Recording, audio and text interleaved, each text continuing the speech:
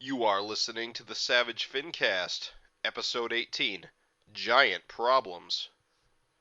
Chicago. A criminal mastermind called Overlord held our city in his terrifying grip. Ordinary cops were losing the battle against Overlord's super freaks and mutants. Then, a miracle happened. When I found him, he had no memory of his past. I helped him find an identity and a life. Now we have a fighting chance. Now we have the dragon.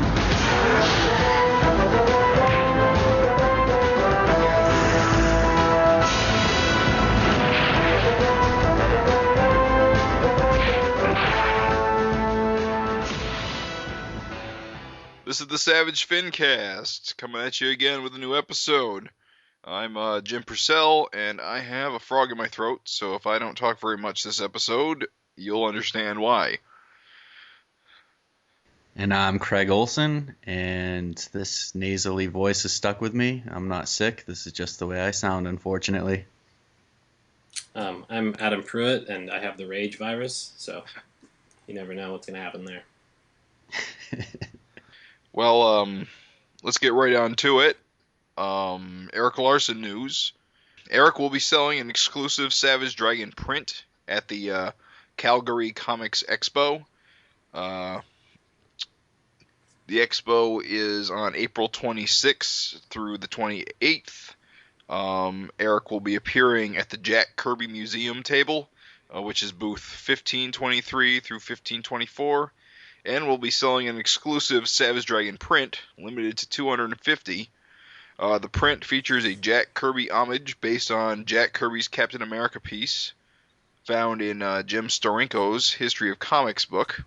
If you don't know what that piece looks like, it has Captain America jumping towards a bunch of Nazis, and I believe Bucky's in the background. And this new print that Erik's made to homage it replaces Captain America with Dragon, and I believe Bucky with Malcolm.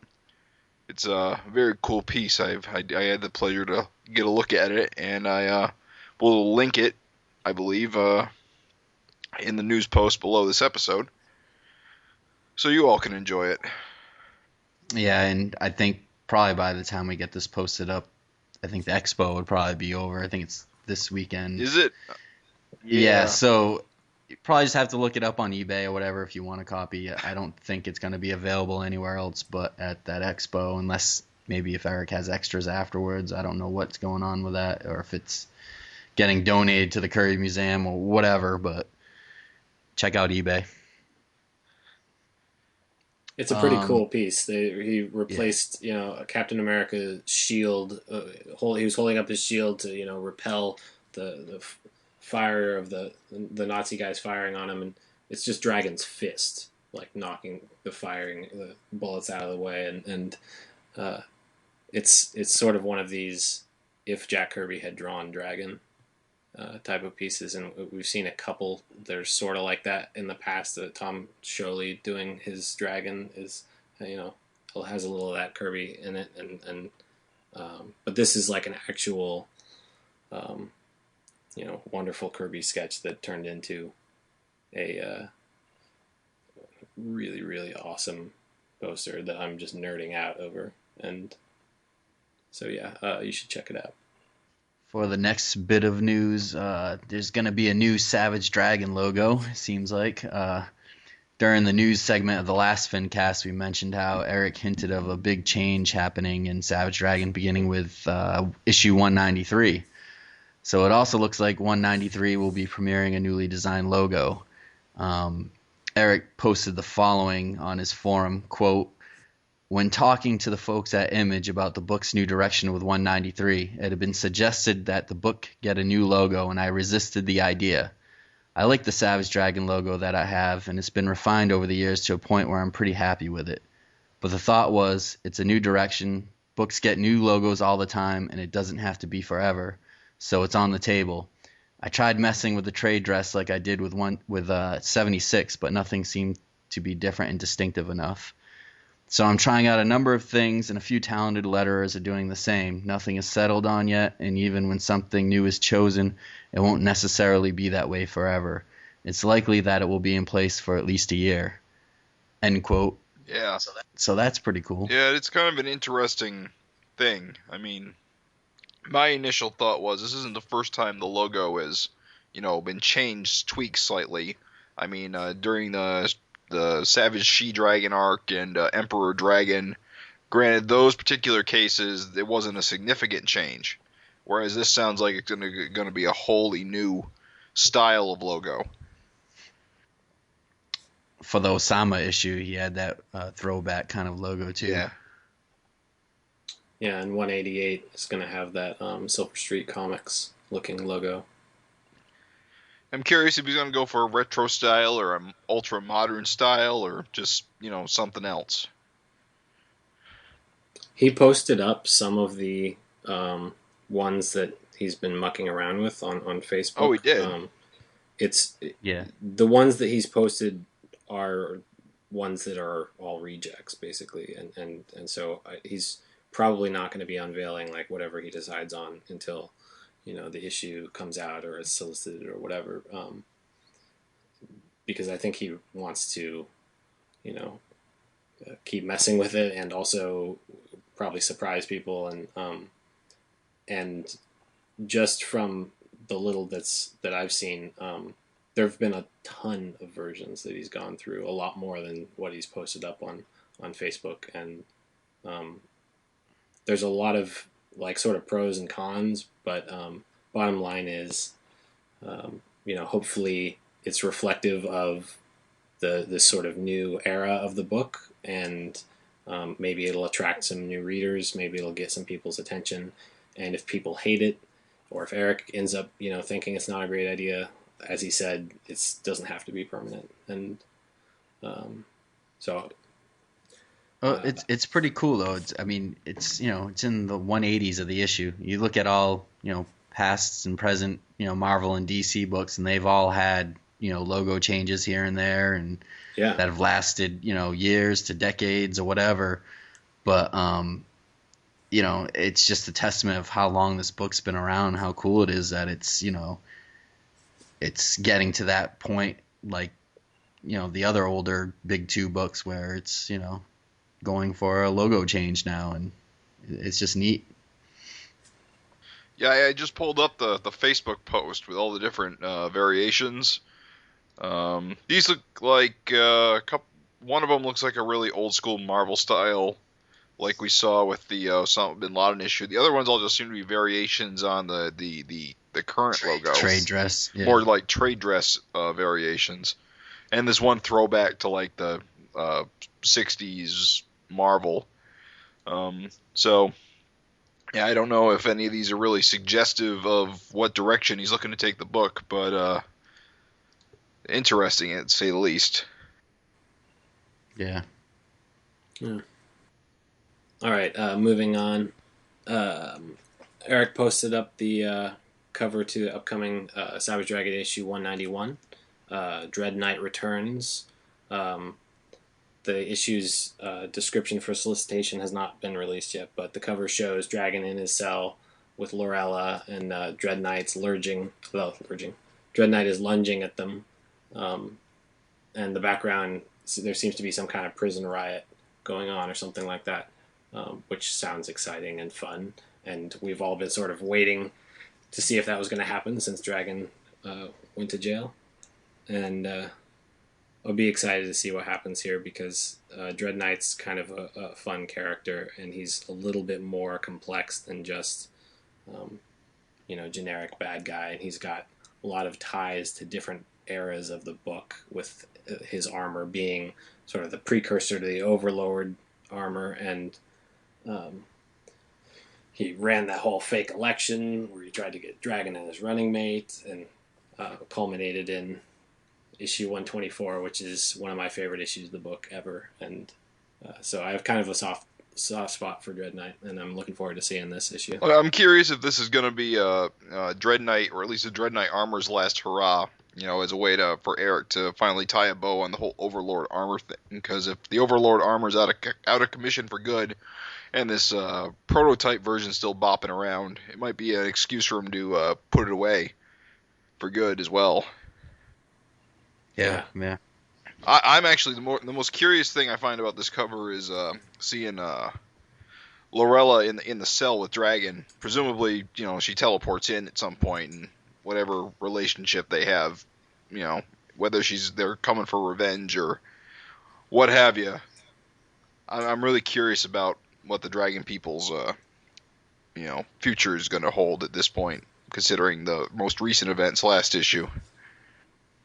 Yeah, it's a great cover. There's a lot going on. Like you said, you got the issue with Lorella. You got Dread Knight, which is the major villain, and he's back in the spotlight. And then you see that riot going on in the background, so it makes you want to know what's going on there. Just a quick reminder, your ass was the one who got Dark Dragon to go after Kerr, right? Or was that R.R. Richards? My ass didn't do anything. Ba-doom boom. I think it was your ass. Okay, so that means your ass has a hard-on for getting rid of Dragon.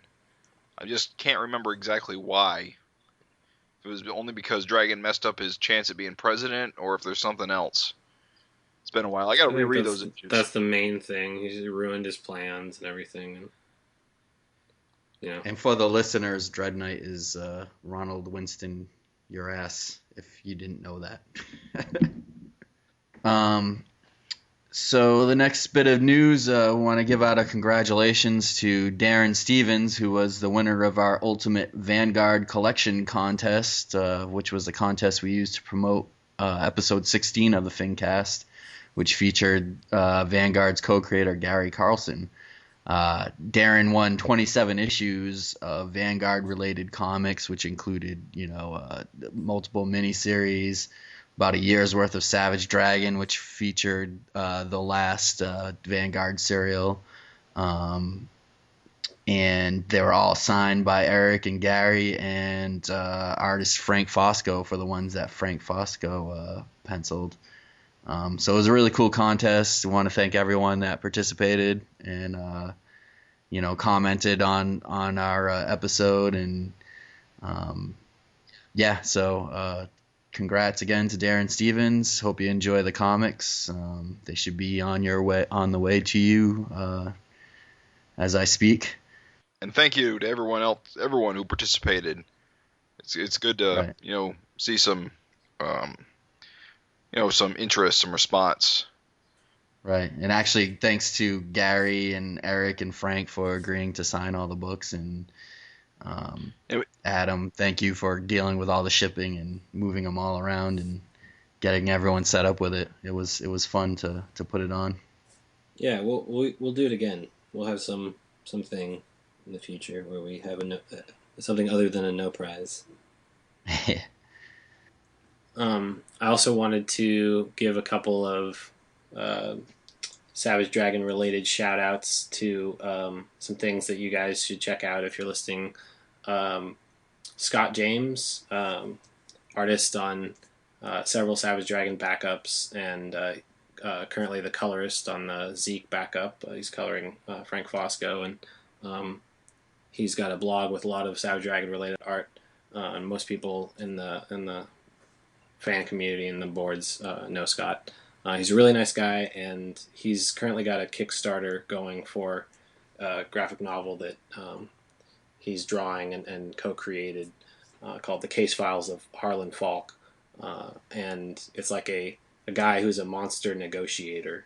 And the art looks really cool. They've got a million different rewards, and they're basically down to add whatever rewards you want. So if you see something on there, some combination of something that you'd like, just message them and they'll put it on there. Basically, he busted up his arm semi-recently, and he's soldiering forward with all these projects that he has, but he's taken on extra help to get this book done in time, and they need to raise funds to pay their colorists, which is actually Nikos and Mike from Dragon, and they're going to help out on the coloring and basically finance the completion of the book, which should be coming out from Marcosia in fall, winter, I think they're saying right now. Anyway, if you're interested, check it out on Kickstarter. It's called The Case Files of Harlan Falk, Falk. Scott's a really good guy, and they could definitely use the help. That's cool. So I'm wondering if they all hooked up from, working all on Savage Dragon or reading Dragon, because it's pretty cool that they're all involved. Yeah, I'm not sure, but they did also do. Nikos and Mike also worked on another strip that Scott did that may or may not be showing up in Dragon one of these days. I hope it does. It'd be cool if it does. Cool. And the other thing is Savage Dragon, prolific Savage Dragon letter writer and fan, and co-host of the very first episode or two of this show, Nick Justice, has a new issue of his creator-owned comic, Jesus E. Lee. It's the third issue. You can order it now from comicfleamarket.com. This is a really kind of fun, oddball superhero book that is his love letter to Savage Dragon very much. It's provocative and it's funny, and Nick is actually quite good with big action and dudes flying at you with extreme fists foreshortened, and sort of a definitely love letter to Erik's work, but while making it his own thing. Cool. And we talked about it a little bit when his first issue came out, and this is also a little bit of a shameless self-promotion, because I worked on this issue. I lettered some of it. Nick does pretty much all of the sound effects by hand. He's an excellent sound effects letterer. And then I basically did the dialogue, and then me and David Seltzer, the guy that colored Vanguard, colored the cover for Jesus E. Lee, and we got a new version of we put together a new version of his logo, and it looks real sexy. It's nice, and it's just a fun book. And if you want to support a fellow Dragon fan and funny book creator, head on over to comicfleamarket.com and order Jesus E. Lee. And I'm sure we can post all these links on the site. Yeah, for sure. I'm going to send those to you guys right now, actually. Cool. So, marching right along, our fairly new segment, Savage Dragon Trivia. Last episode's question, we asked, besides Erik, what other artist, there are possibly more than one, has had art printed in the main feature of the Savage Dragon ongoing comic? We are not counting covers or backups. And we screwed up. We got a few. Yeah, we screwed up. We forgot to mention we were also not counting Jim Lee's issue 13, which I thought, I know we said it was going to be, you guys must have been scratching your head when we said, it was going to be a hard question because, the Jim Lee issue 13 is kind of blatant, and I just overlooked it because in my head I don't even really count it as part of the series. Yeah. But we did screw up. But anyway, I just wanted to read a few of the responses that we got. Got a response from, and I might butcher his name, I think it's Mike Makuch or Makic. He says, hey guys, I have an answer to the trivia question posed in the latest FINcast. I've been reading Savage Dragon since the beginning. Yep, I got them all, so I didn't have to look this up. Jim Lee did issue 13. That month, all the Image Creator Swap books. Later, 9 months maybe, Erik released his own issue 13. He said at that time he wanted to complete run of Savage Dragon, and the swap issue bothered him because it interrupted his otherwise perfect run. Love your podcast. Keep it up. So, yes, Mike, you're right. And again, we screwed up. Weren't even thinking of Jim Lee's issue 13 because it wasn't on our radar for, the reasons you mentioned. So we should just accept that answer anyway. Yeah. Yeah. Even though we'll elaborate and tell you what we were thinking. Yeah, we'll accept it, but we screwed up. And the same thing goes to Ben Underwood, who wrote in the one that pops into my head is Jim Lee from that weird alternate issue 13 that Erik went back and redid to keep his run complete. I enjoy the show. I'm glad you guys are out there doing this. It's fun hearing the thoughts of other diehard Savage Dragon fans. So thanks for the props. You're also right. Issue 13, again, we screwed up. We also got a letter from Michel Fife, our good friend from we interviewed a couple episodes back, who does awesome work with his Copra comic, and you'll remember from Twisted Savage Dragon Funnies. Michelle writes, oh man, does the Megaton issue count? It was in the 99-cent reprints. Well, we said just in the main story, so it doesn't count. But he said, if not that, I can't think of anything else unless someone drew their own character in the Barbaric Wedding issue or someone's holding a comic book on panels and it's drawn by someone else. Don't tell me it's the Gene Colan, Neil Adams riffin 124. Consider me stumped. So you didn't get it. The person that did get it, but we disqualified him for being Savage Dragon's editor, of course, is Gavin Higginbotham, who guessed it was issue 9 of Savage Dragon, which features Dave Johnson art, and Dave Johnson drew a few of Super Patriot's guns in that issue. It was kind of after the Super Patriot miniseries, and I think Erik was wowed by Dave's interpretation of Super Patriot's guns. Erik kind of just draws them as like tubes, and Dave Johnson made them all wacky with batteries sticking out and all sorts of different contraptions, so it looked kind of neat. And I think Erik wanted to kind of convey that in the regular series, so Dave stepped in and drew a few of the guns on Super Patriot. In addition, we talked to Erik, and he added a few following tidbits. So if you guys don't mind, I just want to read what Erik emailed about different people, having some kind of art in the main story. So, excuse me, Erik goes on to say, Todd McFarlane inked a few buildings in Savage Dragon number 50. It's page 4, panel 1 in the far background. So there's one instance. He also says both Andy Smith and Ben Herrera's drawings were traced off and redrawn. It's not a case of their hands touching the page. This is more of a case of swiping. I've swiped a few panels along the way, but I don't have the list handy. And for the listener, what Erik's referring to there is there's a few panels from Andy Smith's art from the Mars Attacks Image miniseries that came out that was used for, I think, Savage Dragon 39. I think it's the one where, the Martians are attacking in Savage Dragon. But, all right, 37. Sorry about that. And then there's also a few panels from Ben Herrera's art from the Star miniseries, which was referenced for Savage Dragon 32 and 33 for the Star origin, which was retold in the pages of Savage Dragon.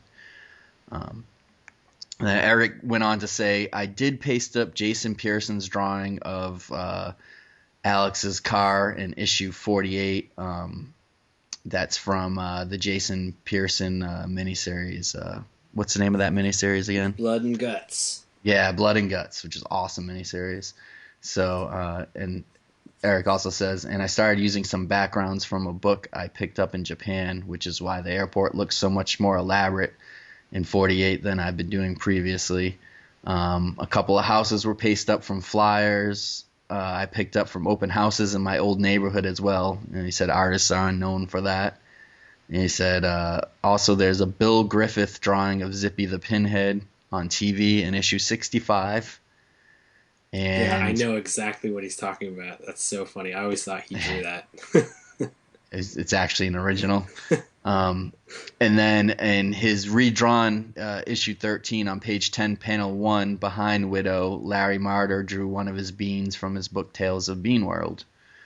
So he goes on to say, to answer that question, I guess, Larry Marder, Todd McFarlane, and Dave Johnson were the only ones to actually draw on the page in the main feature of Savage Dragon. And Dave Johnson just penciled a few guns, which Larsen inked. So there you go. A little long-winded, but we like to be thorough. Pretty elaborate and obscure, but if you do read the credits page for Savage Dragon number 9, there's a nod to Dave Johnson there, and it may be elaborated on in a letter section or something somewhere. So, yeah. That other stuff, I don't know how you would know unless you talk to Erik, but but it's cool to know. Yeah, it is. It's so this episode's question, since we're going to talk about lettering in Savage Dragon during this episode, we thought we'd come up with a trivia question about lettering. For this episode's question, we're asking you, which is the only issue of Savage Dragon that has featured the work of 3 different letterers for the dialogue of the main story?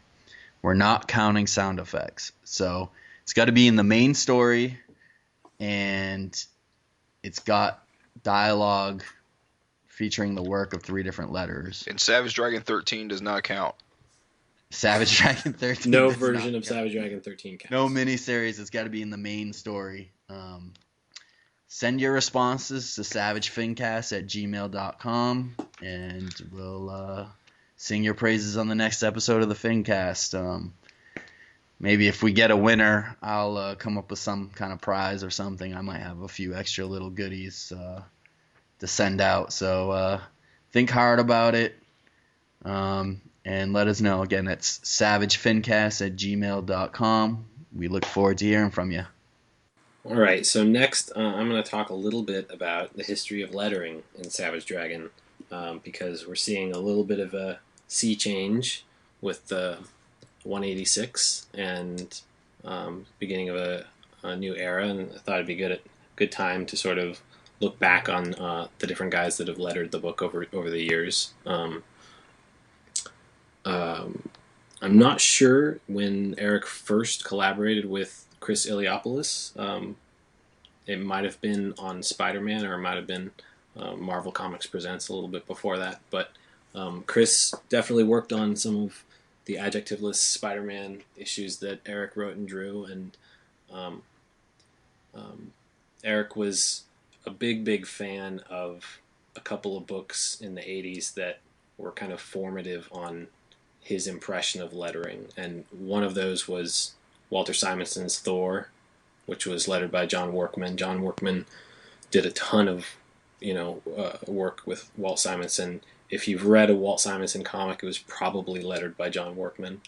Yeah, doesn't Simonson choose pretty much to just work with? Yeah, I've only seen a few really that I've gone, hey, wait, weird, Workman didn't letter this?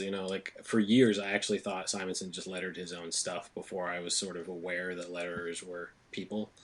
Yeah, because it just matches with everything he's done. Like I read, hey, there's this Superman comic that has the same looking style, and they do mesh really well together. So it's easy to see why they work together so much.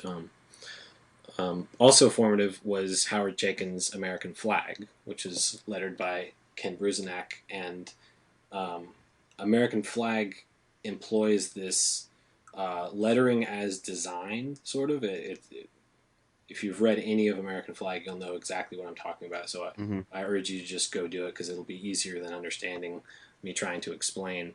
But making it really a part of the art on the page, and it kind of flew in the face of a lot of traditional thinking about lettering, which is this, really not supposed to be noticeable, and you're supposed to read it and not see that it's there, not focus on it. And he really made it a part of the art in American Flag, and it's one of the reasons it's a beautiful book. And ditto John Workman with Simonson. He's doing these big effects that would cover an entire page, and just kind of big, powerful effects. And Erik, I'm not sure exactly how the beginning of his working relationship with Chris Iliopoulos played out, and maybe at some point we can talk to Chris and get more info about this. But he definitely pushed him to do that kind of work, to integrate the lettering into the artwork as a design element, and to do it big and powerful. And so they worked together for years. They he brought him over to Savage Dragon when they started Image, and Chris lettered Chris hand lettered the first. He did the miniseries. He did almost every single one of Erik's spin-off books, highbrow and related books. I think one of the only ones he didn't do was after a while on Ninja Turtles, the Ninja Turtles that Gary Carlson was writing. Chris lettered the first 12 or 13 issues, and then Pat Brosseau lettered the rest of the series. But pretty much everything that Erik was doing. And Chris designed a lot of the logos as well. Yeah, he did. He did. Yeah, he designed the Savage Dragon logo. And it's a variation, a version of his Savage Dragon logo is still, on the book today, and so it's lasted. And he lettered the first 106 issues of the ongoing series, and just as an aside, we were talking about Dave Johnson, and I think if you really, really want to see hand lettering that's really amazing, you need to read that Super Patriot miniseries. Either one of them will, the first two miniseries will do, but especially the first one that was written by Keith Giffen, I think, and drawn by Dave Johnson. And with Super Patriot being the kind of character that he is, just shooting all the time. There's just effects constantly. And clicks and clicks and blam blam blams and zap zap zaps and bracka bracka bracka and when I read Super Patriot, it was just kind of like a bomb went off in my brain. I couldn't believe that somebody was doing this, and again referencing that issue 9 of Savage Dragon that had Super Patriot in it. I think when I read that, I thought it was a font when it would have like the blam that looks the same, and there's like 500 blams in one panel.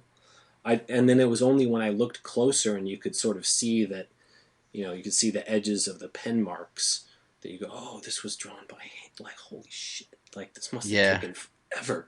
And I have a same story. I know I've probably said this about 3 times already, and listeners probably want to strangle me, but my first piece of Erik Larsen art was from the Savage Dragon Superman crossover that Erik drew, and it's a page where Howard Neisman's shooting his revolver, and it's just blam, blam, blam, blam, blam in the background. And you look at it, and you can see all of the, the line marks that's measuring to make them like perfectly square and tight and evenly, spaced. And all the work that goes into the sound effects, that's what opened my eyes. Because I was like you, I thought it was just kind of like I don't even know what I thought. I don't know if I thought Erik just kind of drew it in real quick or whatever, but all the work that gets put into making a sound effect, it looks intense, labor intensive. I don't know if it really is, but it's pretty impressive looking when you see it on original art. Yeah, and I mean, he's got to be breaking out the T-square, and he's got to have like 5 billion rulers to get things so straight. But also he's capable of doing extremely expressive, kind of rougher effects. And he sort of has this rough style that he does whenever there needs to be something that's just kind of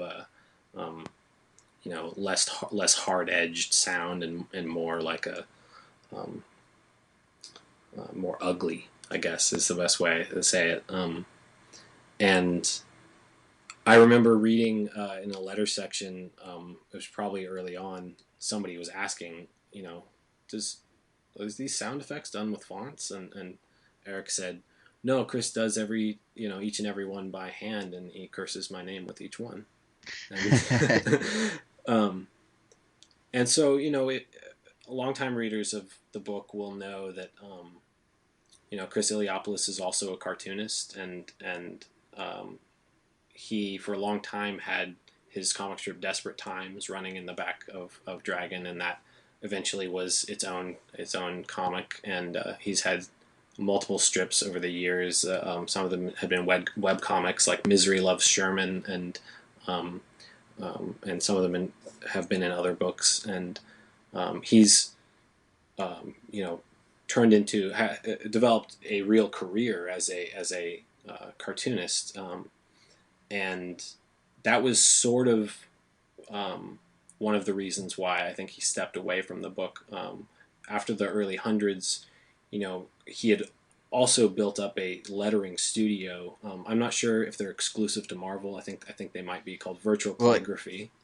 He designed most of Marvel's digital fonts, right? He was like the head designer for Marvel's digital fonts, from what I understand. Yeah, that's basically my understanding as well.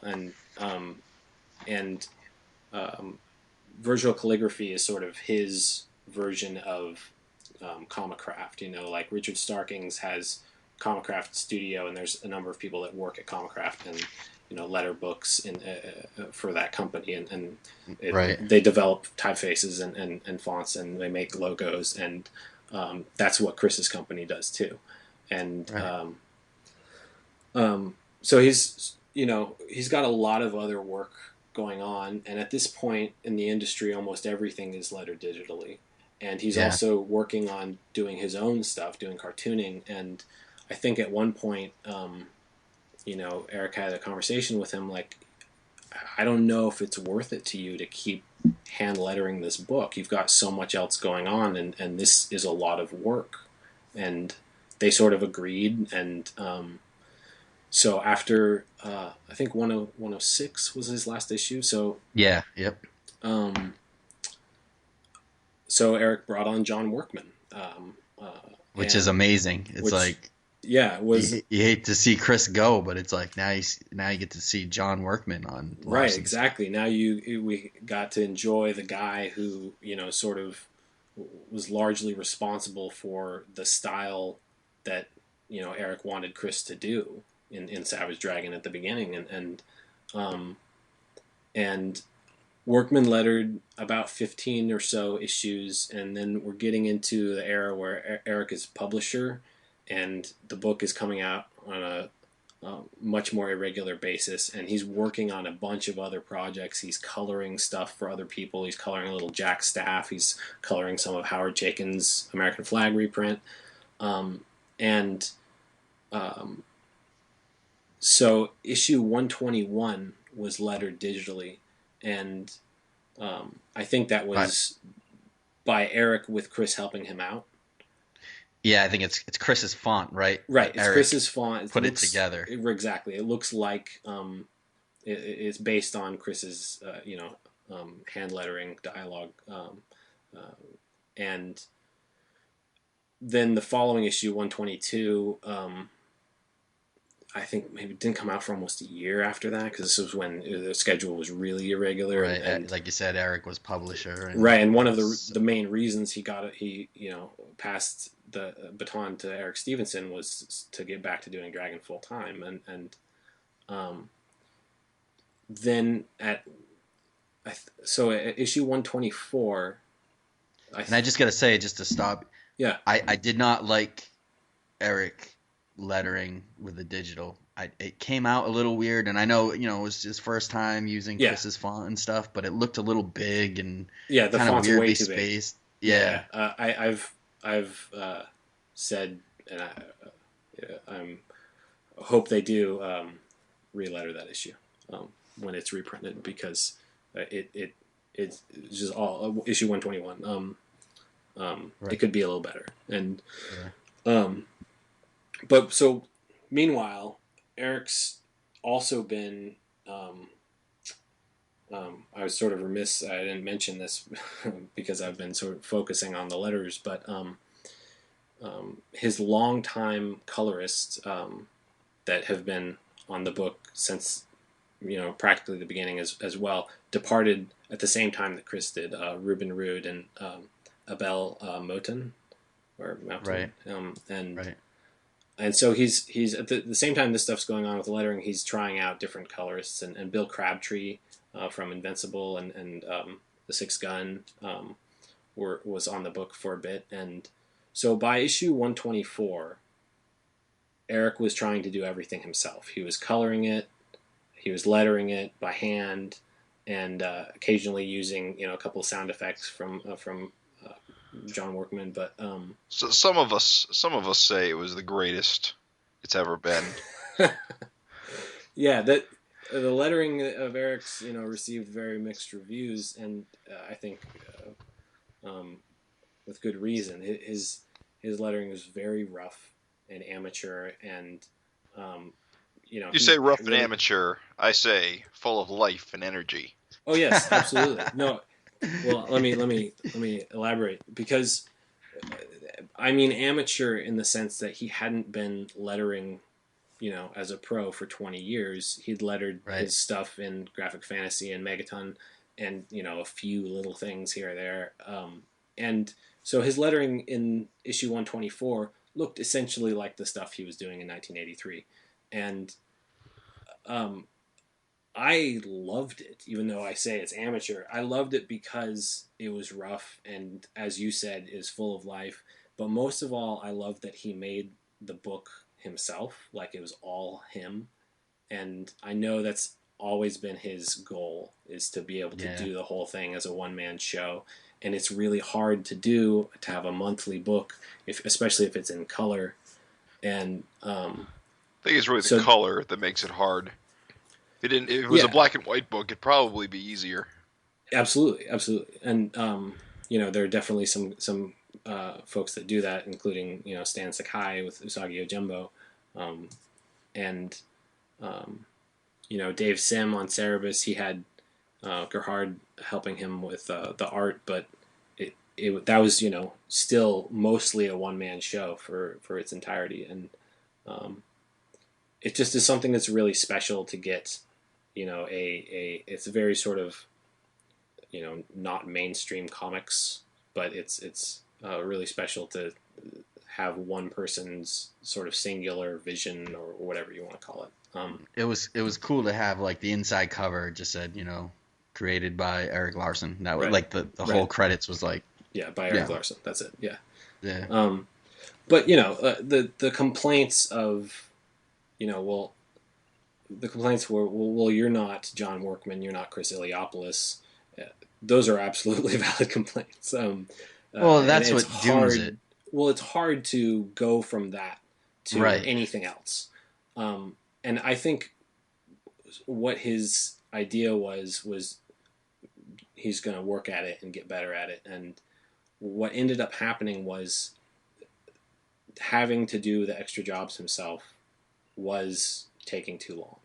And, he stepped away from being publisher, and there was a long gap between issue 131 and 132. And when 132 came out, actually he had posted preview pages from 132 that he had lettered, but by the time the book was finished and had come out, he had John Workman back on the book. And Workman continued on the book for several issues, but his schedule was too full. And it wasn't that long. Right? Yeah, on 136, which was the second part of the Prism crossover, John Workman basically had to quit during the issue, and Erik Larsen called up Tom Orzechowski, who if you're talking about some of the greatest living letterers, John Workman and Tom Orzechowski are right up there. And Tom Orz is somebody that everybody knows from practically every single X-Men comic that Chris Claremont wrote, every issue of Spawn. He designed the Wolverine logo. He's been in the industry for years and years, and he's a veteran and an amazing hand letterer. Talk about an iconic logo too, that Wolverine logo. Oh yeah, it's an amazing logo. Yeah, and so for that first issue, he actually aped John Workman for the rest of the issue, so it didn't, the flow didn't break up too bad. And then, in 137, he was doing his own style, and he's been doing the book ever since. And I love Tom Orzechowski's lettering. It's a really different kind of thing from what Chris Iliopoulos was doing at the beginning. He didn't really have these blocky, hard machine-looking effects as much as more expressive and kind of fluid is how I would describe Tom's stuff. But I love it, and eventually they got into a really good groove. And one of the things about hand lettering is it's not just that it looks nice and natural, and if you get somebody who's really accomplished at doing it, it's aesthetically beautiful. But it also, in the way that Erik works, he likes having the lettering on the boards.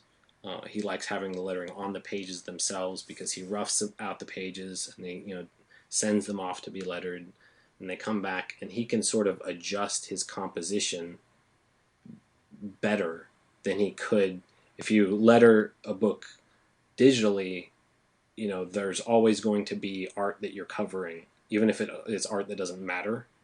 And so it always kind of looks, no matter how good it is, it always looks like there's a disconnect between, the art and the lettering, because they weren't done necessarily like with each other in mind totally, if you know what I mean. Even if the artist leaves open space, if you're lettering on the boards, you have a balloon, the artist doesn't need to draw a crowd scene under that balloon.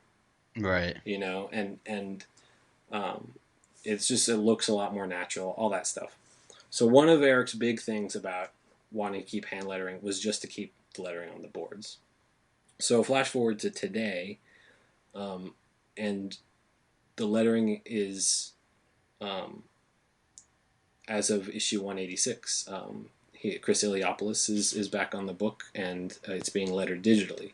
And so that decision, when I first heard it, I was like, whoa, what are you doing? And I was very against it. But hearing him explain it, I'm actually really on board now. And a couple of the reasons are, for one, he can get the lettering on the boards if he wants. He can have the, after lettering is done digitally, he can have that printed out onto the blue line board and ink onto the board with the lettering already there. And so he can still sort of have that aspect of it. Another big thing is hand lettering takes time. And he wants to not just get the book back on schedule, but to get the book onto a better schedule than it's ever had, really. Because I don't know if Savage Dragon's ever been 12 times a year.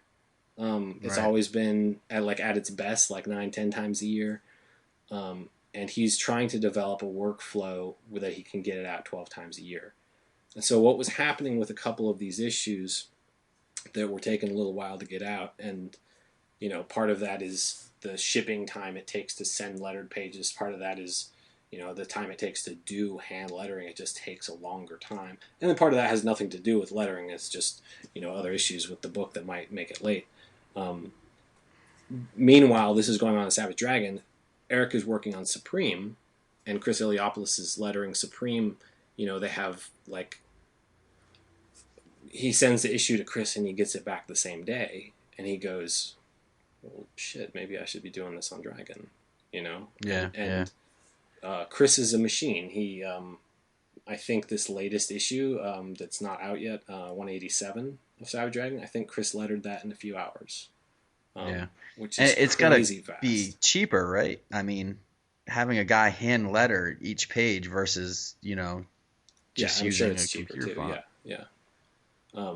So the final thing is Erik's goal is to eventually be lettering it himself again, and so Chris is going to be helping him out for a little while, and Chris is probably going to sort of show him the ropes of what he needs to do digitally to make it work.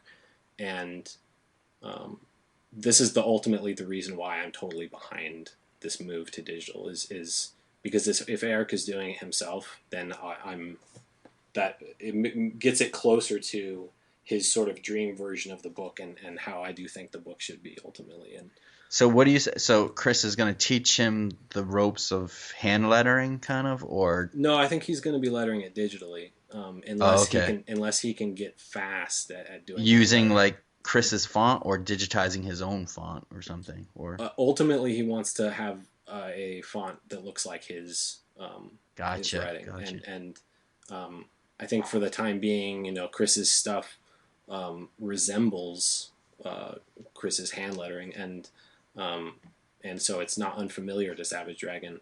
And there's things about it that I don't like as much that I think are a function of probably just of it being done fast, of it being done crazy fast. But also, ultimately, it's a thing of digital versus hand lettering. And I'm always going to prefer hand lettering, but if it means that Erik can be doing everything on the book again one day, then I'm all for it. Yeah. So I mean, looking at 186, and we'll talk about the issue this episode. We've just been spoiled with, you know, years and years of seeing hand lettering, and it just feels a little colder. I mean, you know, all on the dialogue, all the letters are going to be the exact same. You know, all your H's are going to look the same, and you know, you can see that translated to a person who's not that big into lettering or anything like that. And I'm not the biggest guy into lettering, but like I said, I've been spoiled so that I've noticed. And once your eyes are open to it, yeah, you know, it's hard not to unsee it. Yep. But to the casual comic reader, I think a lot of people don't even think twice about it, which is a shame. But yeah, I it's think not the thing important that to a lot of people. yeah, which, you know, it's a shame, but that's the way it is. I think the biggest thing that for me, and I talked about this briefly last episode, is the sound effects. I mean, like you said, you know, all the different letterers have their own little way of doing sound effects, and you know, you get to learn the way their sound effects look. You know, you had like, you know, Tom Wazachowski's kind of got those sound effects with the looping connected O's and stuff like that, and they just look really organic and fluid. And then, you know, if you look at 186, compare 186 to like the hand lettered one, and you look at the sound effects, and they just kind of look cold and stiff. I mean, like I said, the casual reader's not really going to care, but when I look at them, they just kind of look like cut and paste to me. They look a little stiff. They don't look horrible, but they don't look as good as, you know, something that's hand drawn. Yeah, I agree. And your opinion. Yeah. I think it's because, you know, Chris has this, you know, studio, and he's been doing this for years and years. He's done some of the, you know, my favorite lettering that I've ever seen in comics, and I think, you know, that these are being done quick, but moving forward, they won't be as much. And well, and how many comics out there actually still really use effects like Savage Dragon anyway? I mean, are people really concentrating on sound effects as much as? Well, no, definitely not. There's been a big move away from it, you know, in the last 10 years, and so that's true too. Is there's not the kind of, you know, effects heavy books that you might have had in the 80s, and it's funny because, you know, lettering's like anything. You know, if you want to look at like an analogy, you know, I live in Philadelphia, and you look at all the old buildings built, you know, in the early 1900s or, you know, 1940s or whatever, and you look at the carvings and the intricacies of the buildings and everything like that, and then you look at something that's built today, and it's just, you know, it's just pretty straightforward. You know, it's there's not much detail in it. You know, it's done quick and fast and cheaper. Yeah, it's and a that's font. Kind of the way. It's not a design. Yeah. Yeah, it's the kind of the way, you know, like a lot of things have gone. Lettering has kind of gone that way, and when Savage Dragon first started, you know, I think every book was pretty much hand lettered. We didn't really start seeing digital lettering until, you know, right around when, you know, the beginning, I think, was probably the early 90s. People were dabbling in it, but yeah, dabbling, and definitely it wasn't mainstream until probably around 2000. And it must have been about the same time they were dabbling in digital coloring, right? Yeah, absolutely. Yeah. Probably I mean, those liquid computers guys. took a jump, you know, and you started doing everything on computers. Yep. But it's just amazing to see the transformation from now. You know, can you name like another book that's drawn by somebody but lettered by somebody else, hand lettered by somebody else? Yeah, I know there's guys out there hand lettering their stuff, but they're usually the artists that are drawing their own stuff. They're kind of hand lettering it too. But there are many pros out there like, you know, Tomo or John Workman that are hand lettering, you know, other people's comics. There are a few, but most of them are not on like the mainstream radar as much. Even stuff that's somewhat mainstream, like Archie. I'm not sure how much of Archie is lettered digitally now. Probably most of it, but at least fairly recently, they had actually John Workman on Sonic and maybe Mega Man or something, and he was doing it by hand. And Wow. and I've seen a lot of his stuff now is digital, and he has actually a fairly good, like a font that mimics his dialogue lettering really closely. So I'm I not know, actually like, sure if he's still doing that or not, but as of a year or two ago, he was. I know one of the reasons why 186 went to digital was, at the time, I think they said Tom was booked with other jobs. I just pulled So, up the latest issue of Sonic Universe, and it Mhm. is lettered by John Workman. Sweet. Right. Yeah. So if Tom isn't hand lettering anymore and he's booked up, what is he doing? He's just digital lettering with his He digital lettered digitized font. most stuff. He has some hand lettering gigs, but they weren't as. It's definitely not the bulk of the work. And Is he working for one of the lettering houses, or is he like no, on he's his free. own? He's freelance, and he does other sort of design work that is not all having to do with comics too.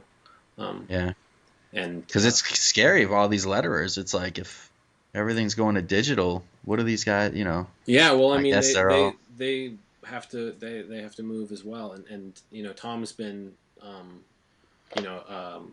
some of those early issues of Spawn are some of my favorite comics to show people in terms of lettering, because he does some really cool stuff in those.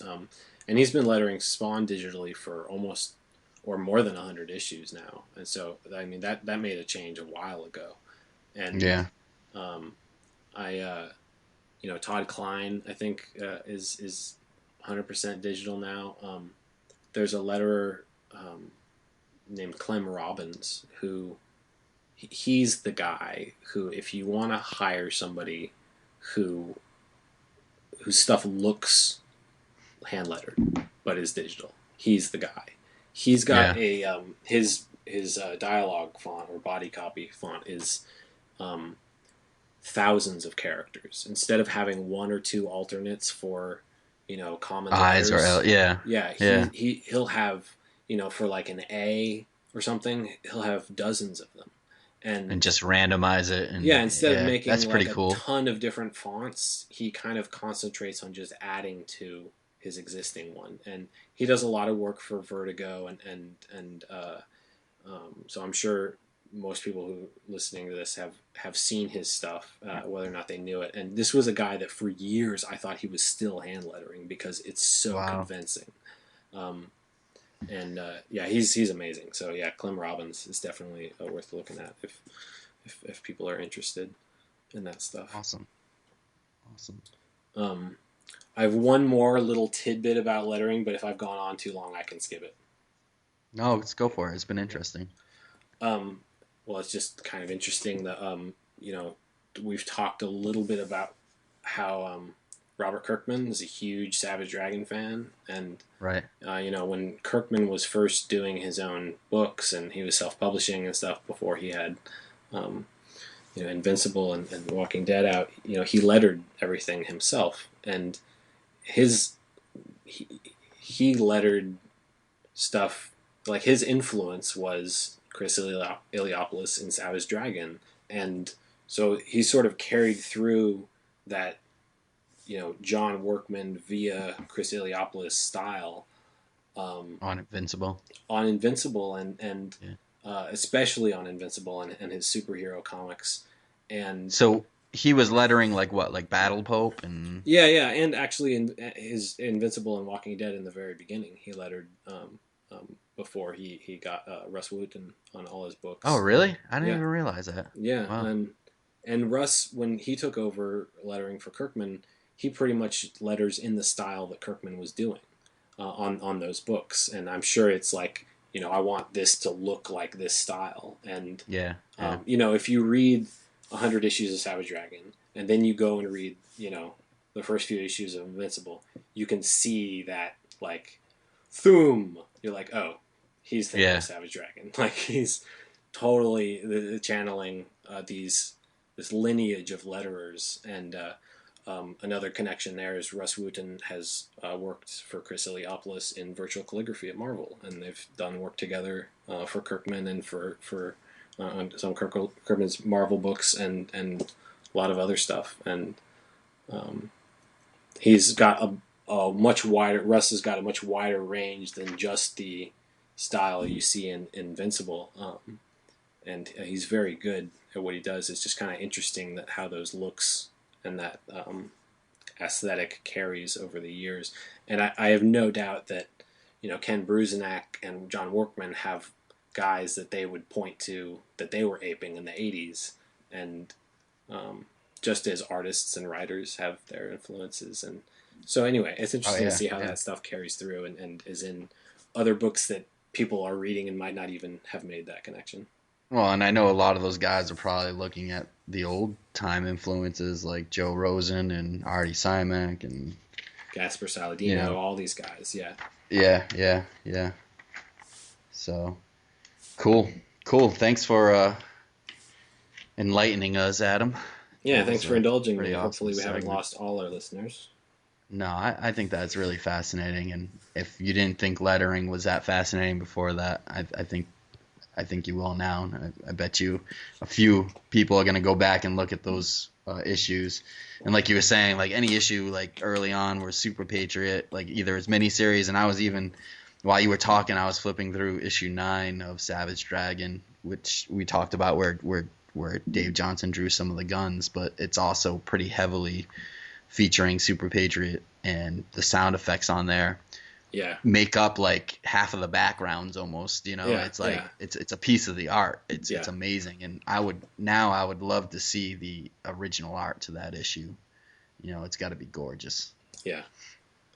So shall we go ahead, Jim? I just found it interesting that Walt Simonson's seminal run on Thor is connected to the latest Sonic the Hedgehog. Kind of funny.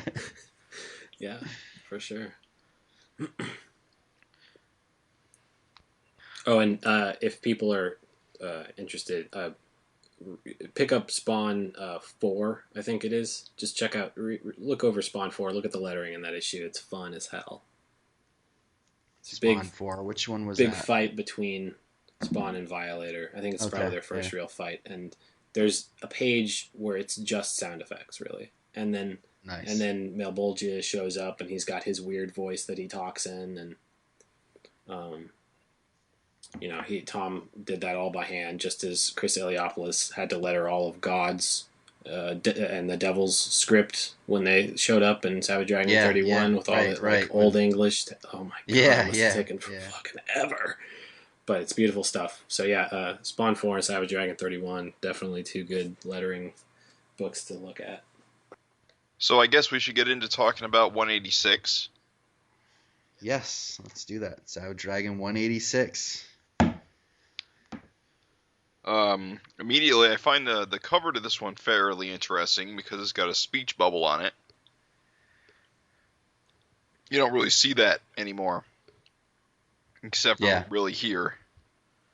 Yeah, and I think Eric's a big fan of those old DC books where you just kind of have something some kind of little bubble on there that's going to want to make you open the book and see what the hell they're talking about. And I know like a lot of those Batman and Superman comics had that kind of dialogue on the front.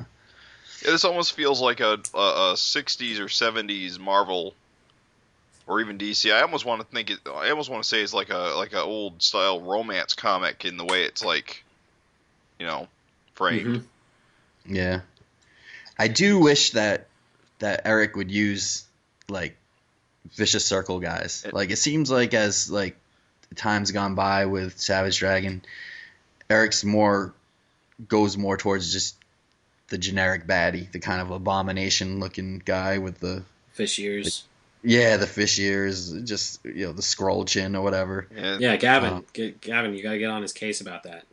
Yeah, I think for longtime fans or whatever, it would have been nice to see, and it would have made it more appealing to see, some VC goons, like the guys he features in the interiors, But it's still a cool cover. I like the contrast and all the colors, so they look like a bunch of Skittles or something, purple, red, and green, and brown and stuff. It looks neat. I think the light effects look cool. Is this also a swipe of one of Erik's Defender covers? It looks like, yeah, it does look like one, but I'm not sure if it's not like dead on, but it's, it's definitely got that, bunch of guys grabbing onto one guy and people in the distance kind of brushing them off. But yeah, there is a Defenders cover that looks kind of like this. So we open up the book with Flash and Powerhouse talking. We know Flash has recently lost his Overlord armor, and Powerhouse has saved him from the police and has kind of taken him under his wing, no pun intended. Or maybe it was, I don't know. But they're talking, and basically they're like, Powerhouse is making fun of Flash for having his wacky faux dragon costume and talking to him about not having respect, and he's like, trust me, I'm the king of no respect, with his chicken head. And it sounds like they're making moves to try to reclaim the vicious circle and push it more in a way of coexisting with normal humans. And they start talking about the kids of Vicious Circle, and Flash is like, wait, kids? Which is weird to me, because he was the head of the Vicious Circle. How does he not know about the kids, So were the kids in hiding, or what was going on with that? You guys have any idea on that? Or? Well, I just took it to mean that they're not in Vicious Circle exactly yet. Because he says they're the Vicious Circle, the next generation. Right. Gotcha. And it's possible Flash just didn't, care. Yeah. Right, pay attention. Who knows? Yeah. Yeah. His situational awareness probably wasn't the best. Right. And so we end up meeting the kids because they were working. I guess they took pieces of the Overlord armor to make weapons out of. I guess it doesn't really function as a suit anymore, or they just want to pull the suit apart so that nobody else, grabs it. And we meet Open Face's son, or clone, I guess. I don't know if they're all clones, but there's like an Open Face kid, there's Octopus's kid, there's Inferno's kid, and Dung has two mutant-looking kids. And I thought it was funny. Names. Yeah, well, I thought it was funny getting to that. It's like, Powerhouse introduces them all as like Peter Brown's Open Face Jr. and Octopus's sons Waylon Whipple, and Inferno's daughters Rachel Pyle, and then Dung's offspring are Dumpling and Blossom. They don't have like normal names. Well, Dumpling is a pun. Dumpling. Yeah, I know. Blossom's just funny because it's like the opposite. Yeah. Smell like a pile of shit. And they look like big blobs of poo. Yeah. It's kind of funny. They don't even look human. Two things. I'm slightly disappointed that Octopus's kid is a boy. I believe I talked about that in the past, that I was kind of assuming it was a girl. The long hair tricked me. But I'm also slightly disappointed that they all kind of seem to be, miniature versions of their parents. I was kind of hoping for more, like, double-page new goons, I guess. Yeah, well, I guess, yeah. Just seems kind of convenient. It almost comes. I mean, it isn't, but it almost feels like a resurrection in some respects. Yeah. I mean, it's a little bit too convenient. I mean, I dig it, but I hope these are the only ones. Yeah. I think it's cool. I think we all know that Octopus's son's gonna have the big octopus tentacles underneath that trench coat. Well, he keeps, he noticed, and every time we see him, his hands are in his pockets. Maybe he's got like tentacle hands. Yeah, that's true. That's a good point. I didn't even think about that. Yeah. And so are all those kids' parents dead except for Dung's? Yeah, Dung's still kicking. I think Inferno's dead. Yeah. So anyway, I mean, Flash gets introduced to the kids, and they basically blow him off, call him a weirdo. I wonder if they think he's weird just because he's dressed like a 1960s anime character, racer. or because he's got a D on his chest. He's like a wannabe dragon. Yeah. What kind of villain wants to look like the hero? Yeah. We get a cool splash this issue. Full double page splash, a claw busting up a bunch of Vicious Circle goons and poor Thunderheads in the background. Like, you got to cut it out. Kind of freaking out that Claw's just decimating the Vicious Circle. Yeah. That one guy with all the glass, that's Shard, right? He's kind of a background freak we've been seeing forever. Yeah, well, isn't Adam, I don't know if you remember, but isn't he supposedly related to Smasher, like her brother, or is that Bloop, not Shard? That's Animal.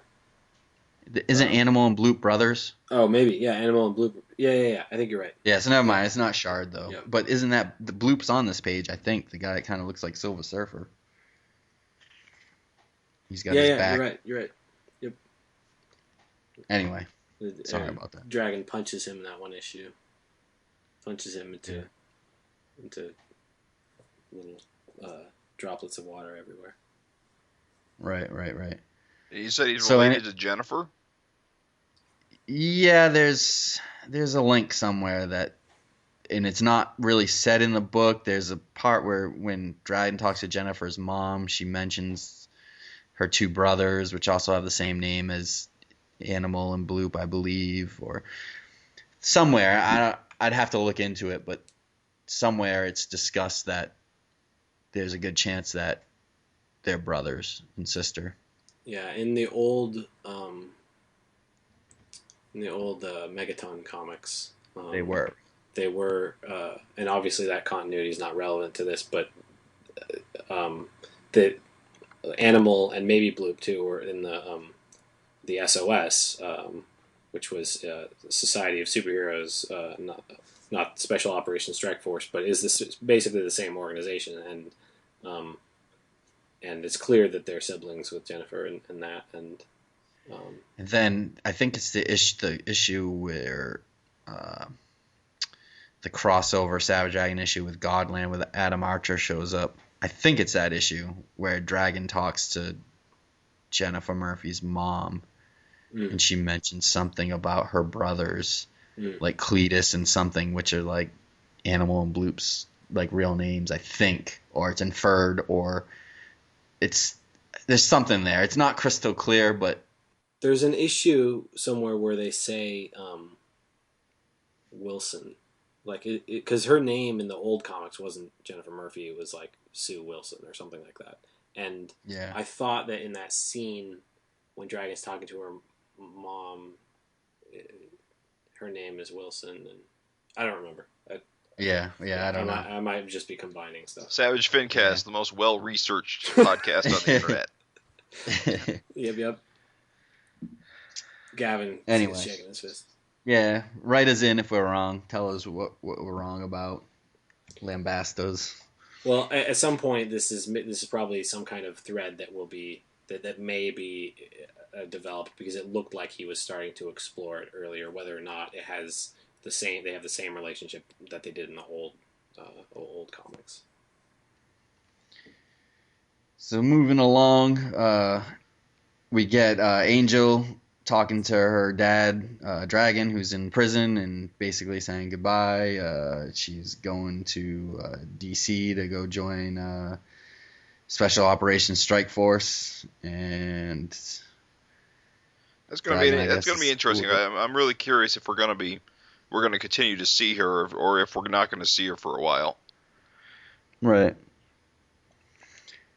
We get a few more scenes with some interaction between Malcolm and Maxine.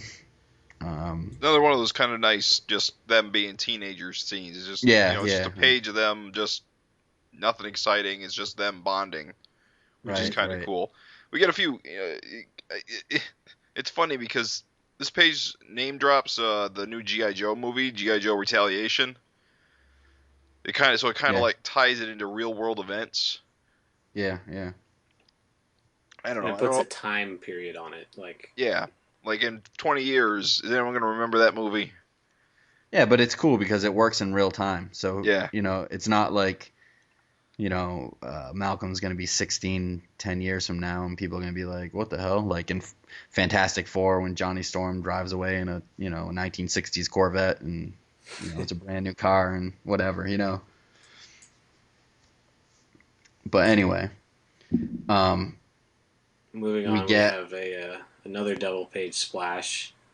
I'm sorry, are we gonna say more about No, that's fine.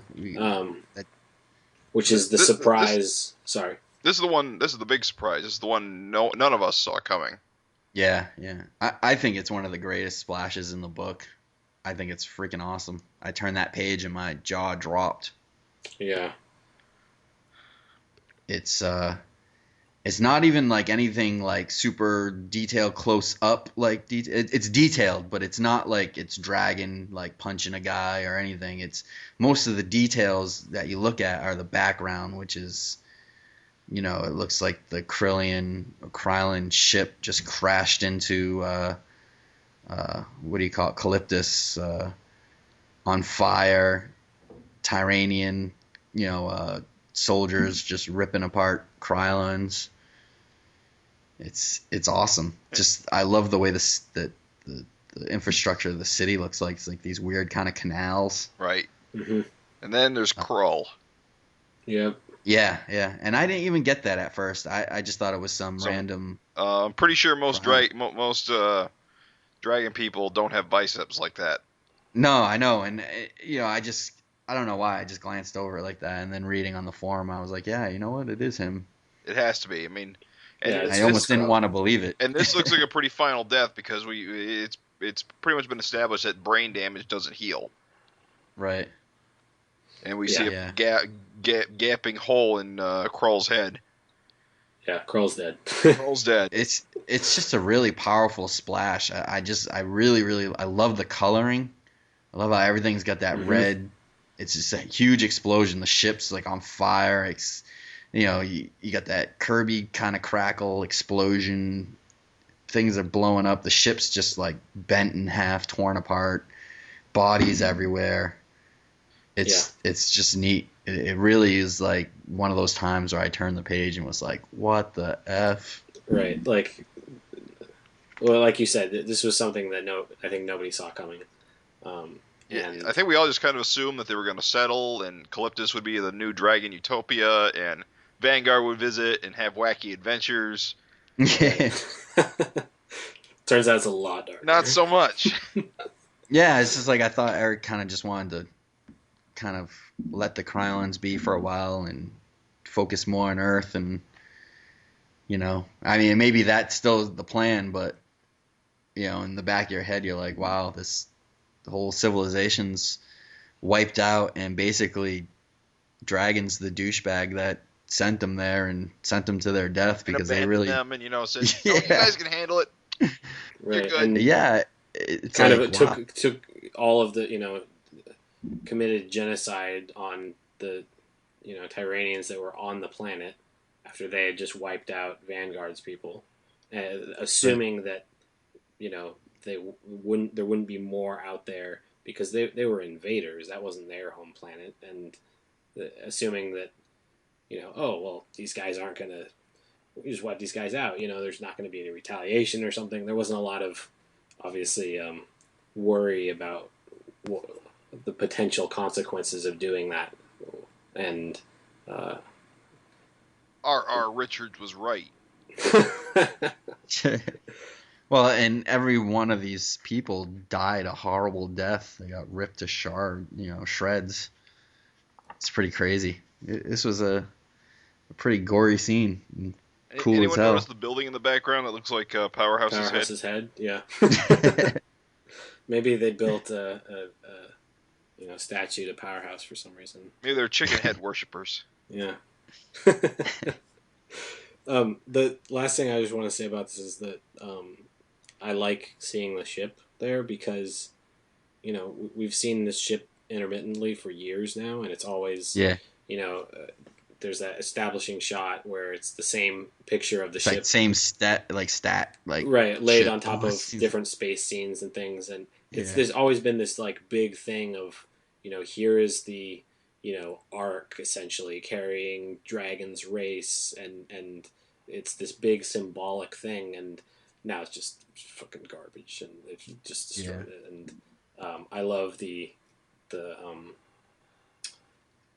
page turn, go for the jugular thing that can still happen in this book.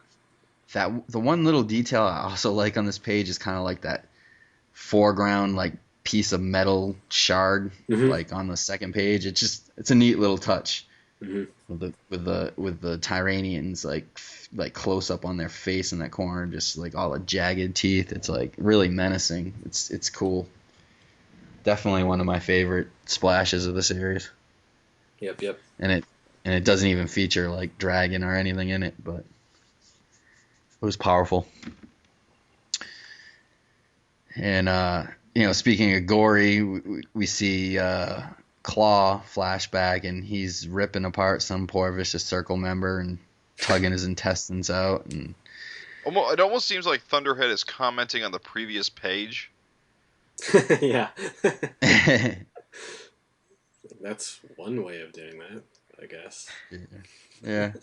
You can't just tear everybody to pieces and take over the world. It's pretty funny. Yeah, It's like you could almost be talking about that previous scene. But speaking of fonts, this is kind of like the Claw's fonts on his lettering. I don't know if that was an established lettering font that Chris E had in his bag of tricks, or if he had to design this especially for. Yeah, I'm not sure either, but it works well. Yeah, I like it.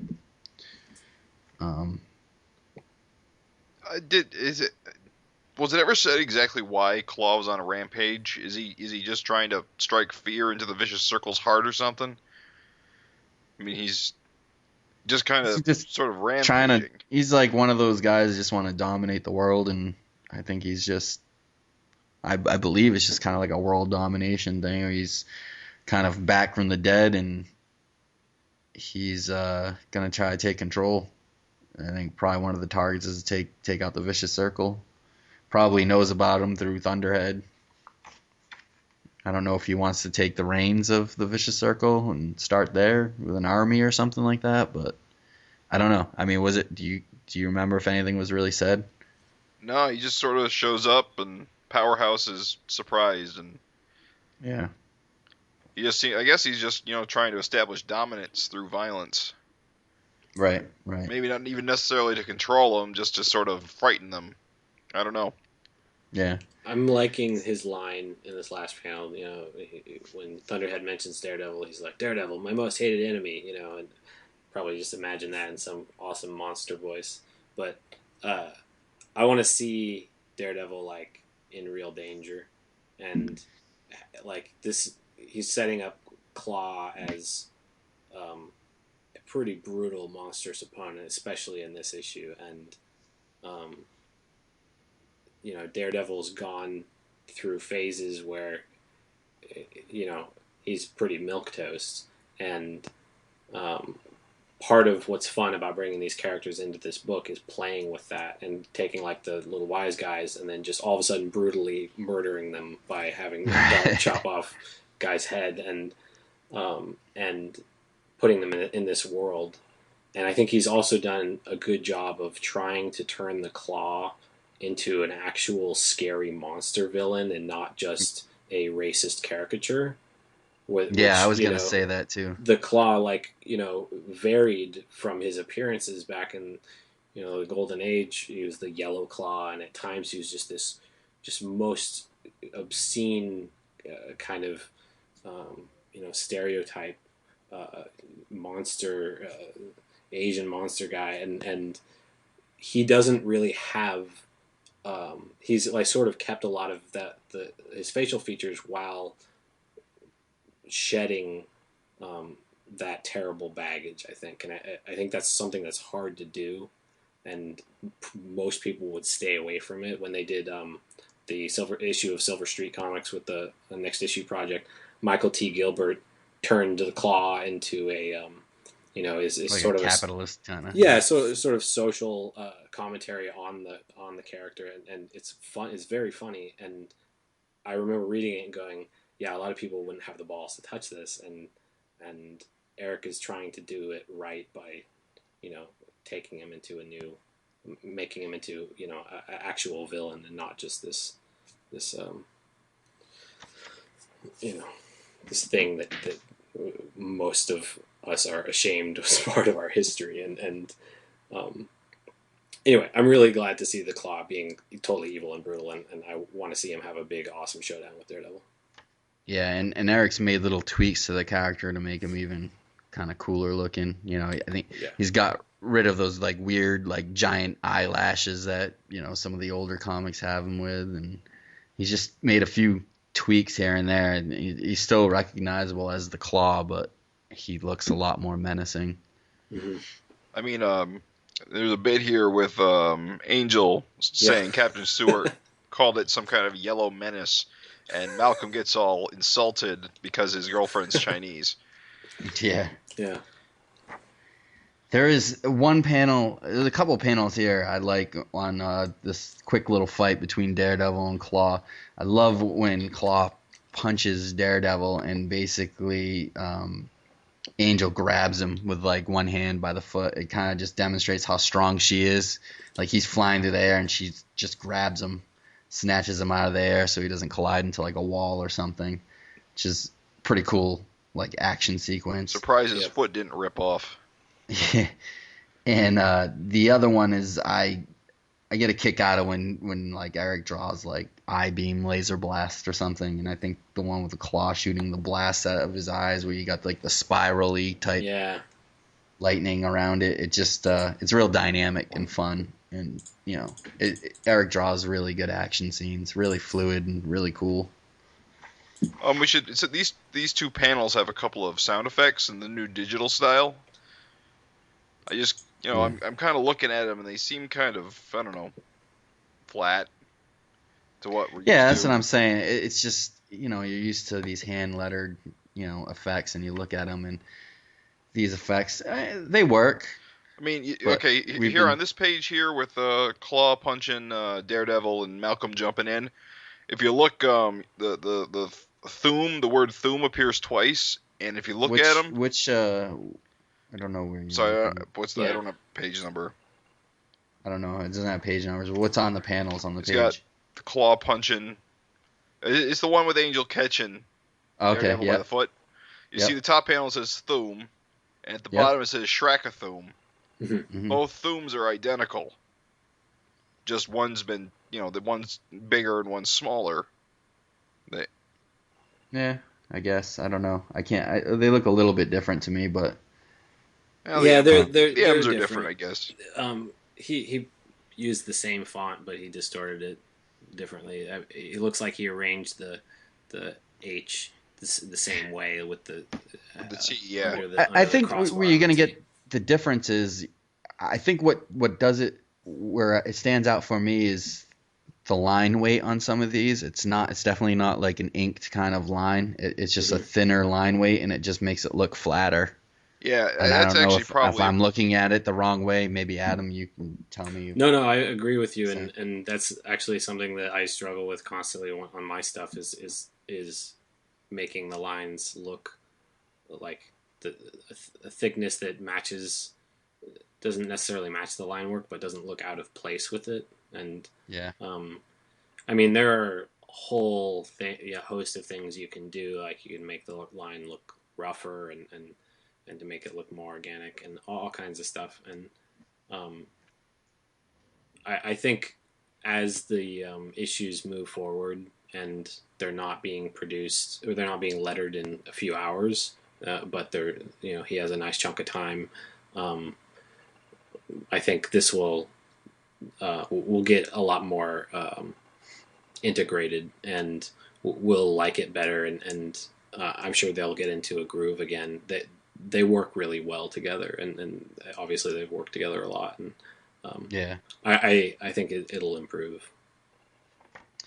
The one thing I noticed, all through this battle is One thing that could be a little confusing with all the foreshortening is it's hard sometimes to tell that it's actually the claw growing in size. Sometimes it's like, is this a foreshortening thing? Because it could work both ways. And then there's one panel where you see Malcolm throwing like a piece of a building at, the claw's head. And then you're like, oh, that's because he's a giant now. And it's like, some of it was a little tough to tell, is that because, the claw's flying off the panel and it's foreshortening, or is he really, a giant? And maybe for those who don't know, that Claw is, at least in the old books, his powers were that he could, increase his size to giant-like size, which I guess, Erik's kept that because you can definitely tell he's a giant. But some of the panels were a little like, what's going on? Is he a giant or isn't he?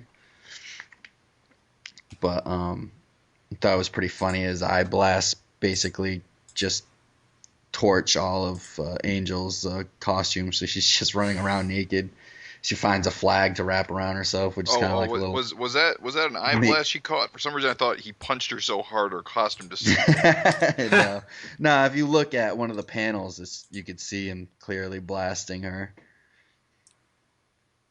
That's funny. Oh yeah, and actually now that I look closer, I now see his head in the background. You're right. I don't know. I just didn't notice the head. Yeah, he shoots it. And Thunderhead kind of is a cool character. He reminds me of like a younger Powerhouse. He's a complex character. He's got issues where he's connected to the vicious circle, but he clearly has a good heart.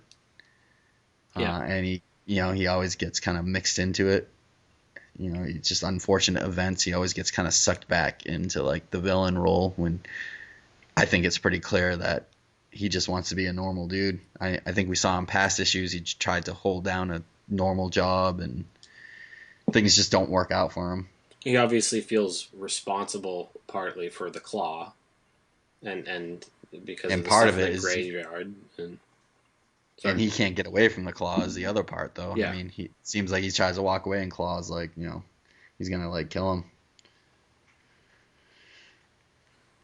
Yeah, I'll be really interested to see where Thunderhead goes in the future because I agree he's a lot more interesting than just kind of one-dimensional character, and he's also got that connection to Malcolm with Rapture being his mom, and he's also got a really badass design, so he could be a really cool villain or a cool hero, and it'd be neat to see what happens with him.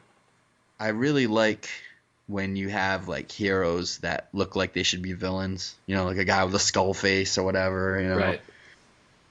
I think that's neat. It's a neat dynamic when you get, is obviously in comic books there's a lot of times when you draw a villain, you have this certain look, they have to look evil.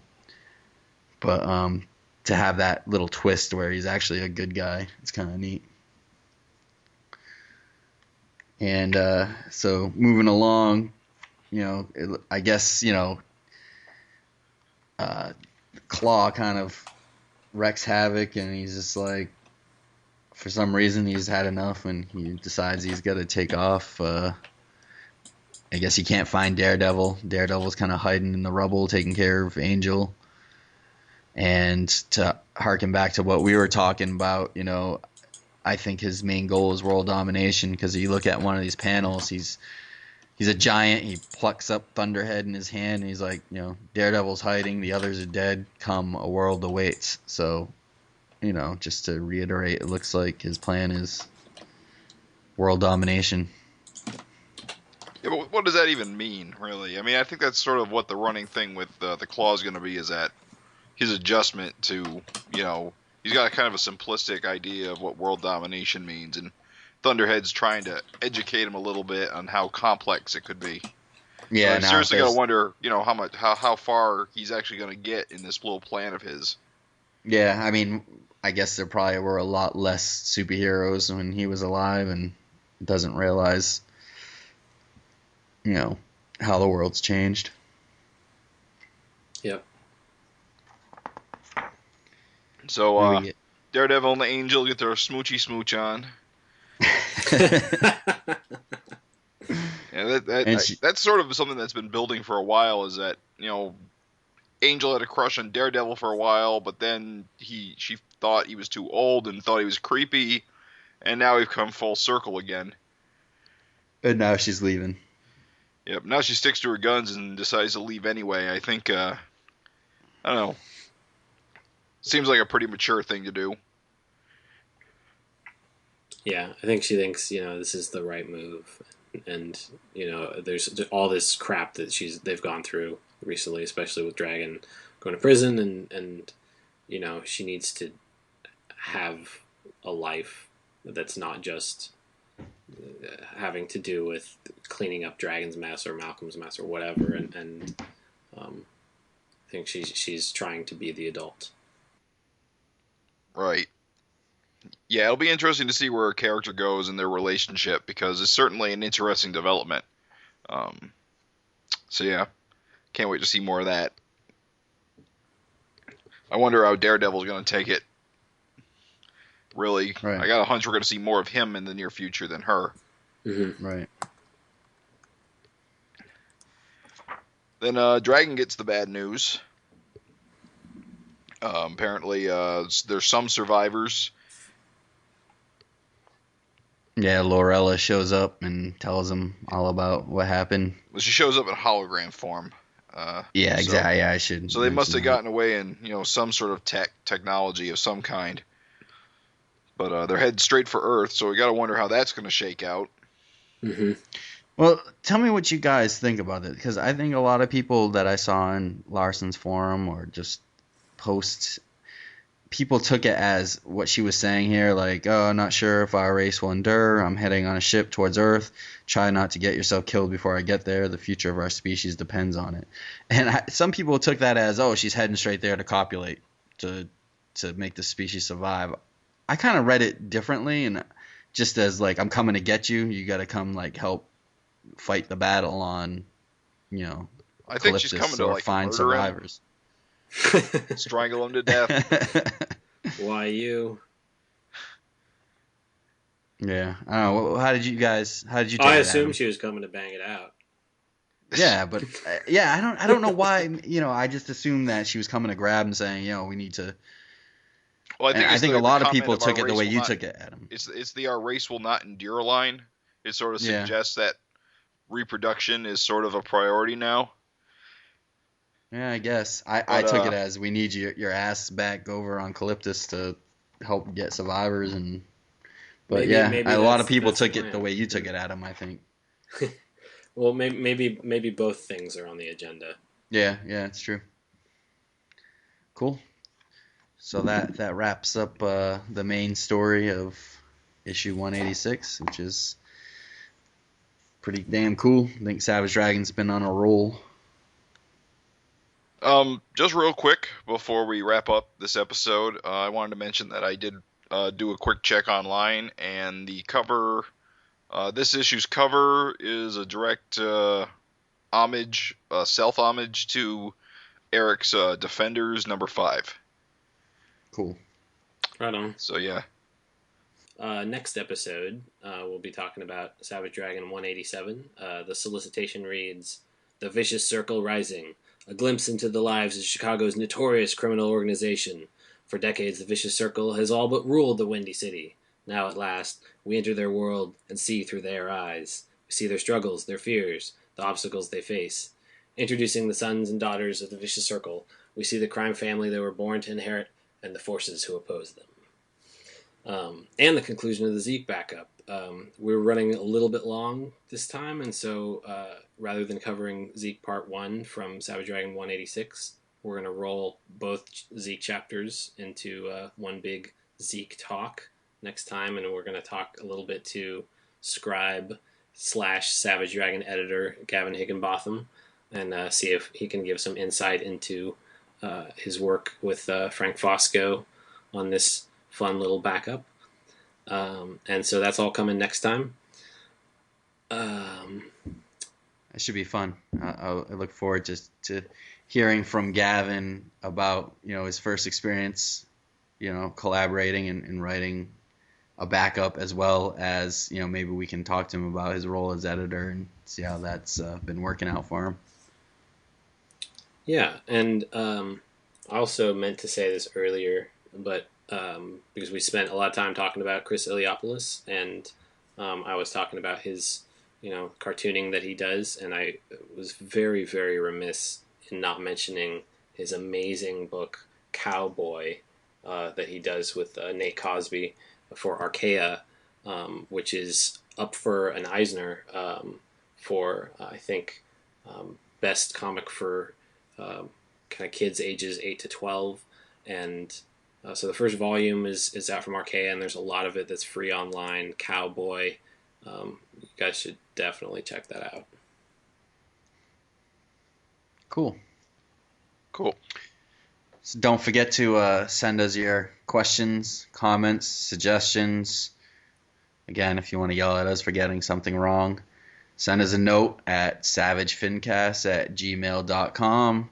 We'd love to hear what you have to say, and there's a good chance we'll read your letters over the next episode.